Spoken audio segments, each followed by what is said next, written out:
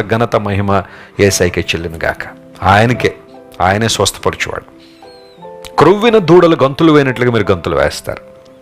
నిర్వచించలేని ఆనందం, అభివర్ణించలేని ఆనందాన్ని ప్రభు మన గుండెల్లో దయచేస్తాడు. లోకం కూడా నీకు ఆనందం ఇవ్వాలని ప్రయత్నం చేస్తుంది, లోకం కూడా నీకు సంతోషం ఇవ్వాలని ప్రయత్నం చేస్తుంది, కానీ అది తాత్కాలికమే. ఈరోజు నీకు సంతోషించే రేపు ఆనందాన్ని ఇవ్వకపోవచ్చు, కానీ దేవుడిచ్చే ఆనందం, సంతోషం నిరంతరం నిలిచేవి. మీ పేర్లు జీవ గ్రంథమందు రాయబడి ఉన్నాయో కానీ సంతోషించండి అన్నాడు. హెవెన్లీ థింగ్స్ మీద మనకు ఫోకస్ ఉన్నప్పుడు, పరలోకపు సంగతుల మీద మనకి ఆసక్తి ఉన్నప్పుడు ఖచ్చితంగా ప్రభువులో ఆనందిస్తాం, ధైర్యంగా మనం ఉంటాం. దేవుని బిడ్డలారా, ఈ వాగ్దానాన్ని రోజంతా క్లెయిమ్ చేయండి, ప్రభువును స్తుతించండి. అసాధారణ కార్యాలు ప్రభు మీ జీవితంలో జరిగించాలని మనస్ఫూర్తిగా కోరుతున్నాను. ప్రార్థన చేసుకుందాం.